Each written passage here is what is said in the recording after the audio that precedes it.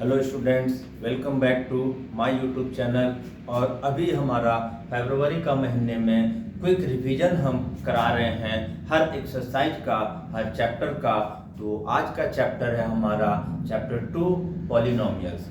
और इसमें हमको पॉलिनोमियल से रिलेटेड कुछ क्वेश्चन, कुछ फार्मूला हम बताएंगे, जिससे कि ये एक्सरसाइज बहुत ही कम समय में आप लोगों के लिए रिवाइज हो जाए। ठीक है।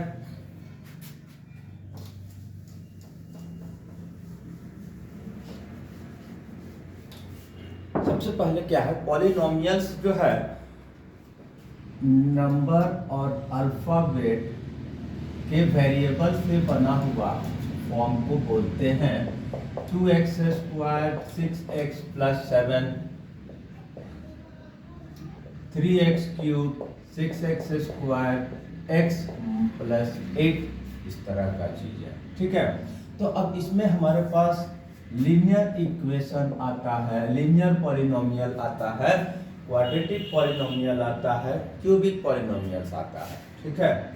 लेकिन अभी ये हम लोगों को प्रीवियस क्लासेस में 8 में पढ़ाई हो चुका है, ये हमको अभी पढ़ना है।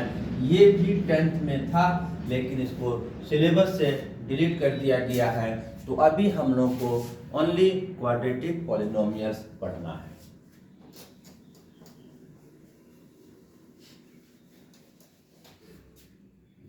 क्वाड्रेटिक पॉलिनोमियल्स का फॉर्मेट होता है हमारा ax square bx plus c।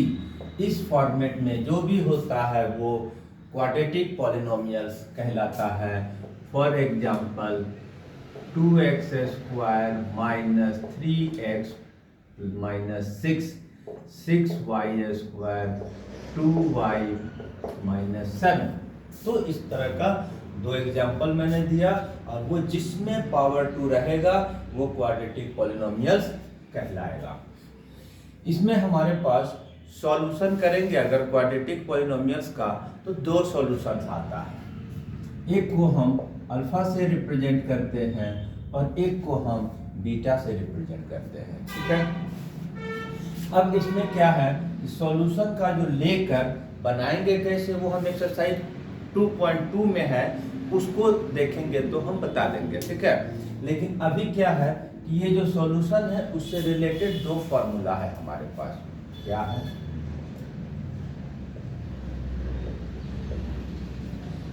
Some of zeros. x की जो वैल्यू निकालते हैं इसमें से, उसको जीरोज बोलते हैं। और कारण क्या है कि हम इसको इक्वल टू जीरो फाइनली करके और तब हम इसका x एंड y का वैल्यू निकालते हैं। दूसरे शब्दों में बोले तो जिस वैल्यू को यहाँ पुट करके इक्वल टू जीरो आता है पॉलिनोमियल्स का वैल्यू, उसको जीरोज बोलते हैं। और इसलिए हम लोग इसमें पॉलिनोमियल्स के चैप्टर में हम लोग इसका नाम जीरोज भी बोला जाता है। ठीक है। Sum of zeros that is alpha plus beta equal to minus b by a होता है। Second, product of zeros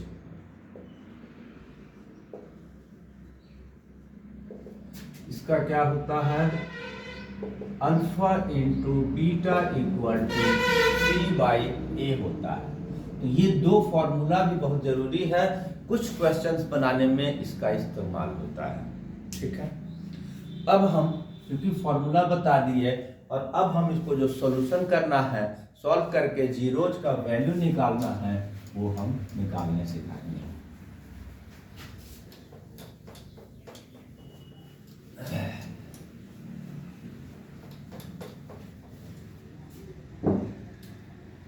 exercise 2.2 first question, दो सेक्शन में बटा हुआ 1 और 2। फर्स्ट में क्या दिया हुआ है, zeros of the quadratic polynomial निकालना है। ठीक है। दूसरे में हमारे पास जीरोज के बारे में कुछ दिया हुआ है, जैसे इसमें तो दिया हुआ है कि sum of zeros and product of zeros दिया हुआ है, एंड क्वाड्रेटिक पॉलिनोमियल निकालना है। कभी हमको जीरोज ही दे देगा, अल्फा एंड बीटा, और तब जीरोज निकालना होगा। मेथड दोनों में सेम लगाएंगे, बनाने का तरीका ये है। तो फर्स्ट क्वेश्चन में हम एक क्वेश्चन को चूज करते हैं 3, क्वेश्चन नंबर 3 लेते हैं। इसमें है 6x² माइनस 3 7x। ठीक है, अब ये क्वाड्रेटिक फॉर्म में है, क्वाड्रेटिक है और इसको हमको जीरोज निकालना है। तो सबसे पहले थोड़ा सा डिक्रीजिंग ऑर्डर में हमको नोट करना होगा। x जो वेरिएबल है उसका पावर डिक्रीजिंग के फॉर्म में अरेंज करना होगा।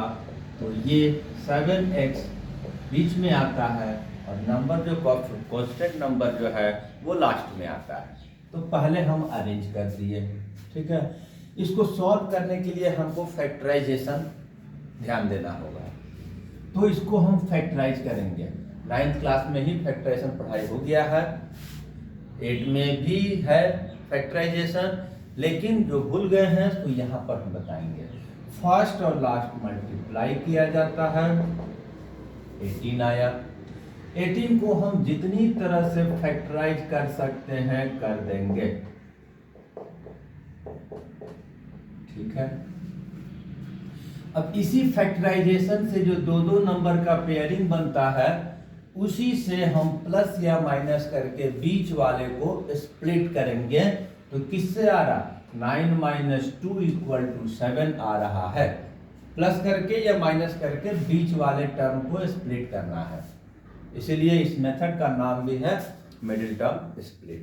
ठीक है, ये हो गया हमारा 9x माइनस 2x माइनस 3। क्या आया, माइनस करके आया, हमने ब्रैकेट के अंदर माइनस करके लिख दिया है, और प्लस करके आता तो हम प्लस करके नोट कर देते। बहुत से लोग इस ब्रैकेट मेथड को नहीं लगाते हैं, डायरेक्ट ओपन ही लगाते हैं, लेकिन हम एक बार इसको ब्रैकेट मेथड लगाते हैं और इसके बाद हम इसका ब्रैकेट को रिमूव करेंगे, जो कि फाइनली अंदर वाले का साइन चेंज हो जाएगा क्योंकि बाहर में माइनस है। ठीक है, अब हम इसको कॉमन लेंगे दो पेयर करके। यह हम लाइन को अंडरलाइन कर रहे हैं, जो भी उसको आप लोगों को नहीं करना, ये सिर्फ हम समझाने के लिए कर रहे हैं। इन दोनों में से क्या कॉमन होगा, 3 से दोनों डिवाइड हो रहा है, x से दोनों डिवाइड हो रहा है, कॉमन ले लिए। 3 से डिवाइड हुआ 2 आया, x² को x से डिवाइड किए, x बच गया। 3 से 9 डिवाइड हुआ 3 आया, x डिवाइड होके कट गया। इन दोनों में कोई कॉमन नहीं दिखाई दे रहा है तो क्या होगा, 1। ठीक है, 2x माइनस 3। फिर अब ये टर्म ये है, एक टर्म ये है, दोनों में सेम कौन है, कॉमन 2x माइनस 3 दोनों में कॉमन है, और फिर से हम ये कॉमन ले लेंगे। तो इस टर्म में से ये निकल गया, बच गया 3x, इस टर्म में से ये निकल गया तो बच गया 1। फैक्टराइजेशन कंप्लीट हो गया। अब फैक्टराइजेशन कंप्लीट होने के बाद सॉल्यूशन कैसे निकलेगा, फर्स्ट ऑफ ऑल इसको इक्वल टू 0 करेंगे। इक्वल टू 0 करते हैं, इसीलिए इसका नाम भी जीरोज रखा गया है, क्योंकि इसकी वैल्यू पुट करेंगे तो पूरी पॉलिनोमियल्स की वैल्यू हमारा 0 आ जाता है। 3 माइनस 3 उधर गया, प्लस 3, 2 गया डिवाइड में गया। ठीक है, 3x प्लस 1 को हम राइट में भेजेंगे, -1, ये आंसर आ गया। ठीक है, इसके बाद इसमें एक क्वेश्चन और पूछ रहा है कि वेरीफाई द कोफिशिएंट। ठीक है, क्या बोल रहा है, verify the relationship between the zeros and the coefficient. ठीक है, तो इसको हम मतलब कि एक तरह से प्रूफ हो गया कि हमने जो बनाया है वो सही है कि नहीं है। अगर एग्जाम्स में इसको पूछता है तो बनाना है, अन्यथा ज़्यादातर चांस है कि इसको नहीं पूछता है। अभी चूंकि हम इसको बता देते हैं, इसमें हमारे पास पूछ रहा है जैसे कि वेरिफिकेशन करने के लिए। ठीक है, तो सबसे पहले हम सम ऑफ जीरोज से वेरीफाई करेंगे, फिर प्रोडक्ट ऑफ जीरोज से वेरीफाई करेंगे। ठीक है,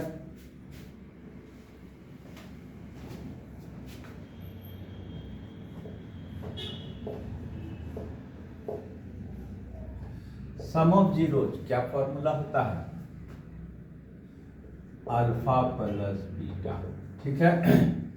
अब अल्फा कितना आया है, एक को किसी को भी अल्फा किसी को भी बीटा मान सकते हैं, तो हम फर्स्ट को अल्फा सेकंड को बीटा मान लिए हैं। तो अल्फा कितना है 3/2, बीटा कितना है -1/2, ठीक है। इसको एलसीएम लेंगे, 6 आएगा, 2 3 जा 6, 3 3 जा 9, प्लस माइनस -3 2 जा 6, 2 1 जा 2, कितना आ गया 7/6 आया, ठीक है। अब हमको क्या है कि अगर हम इसमें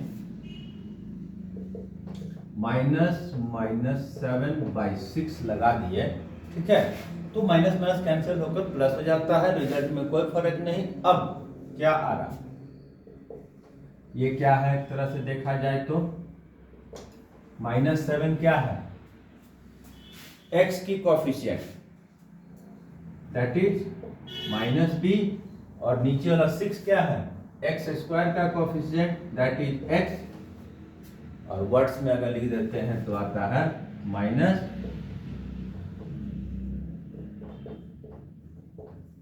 कोफिशिएंट ऑफ x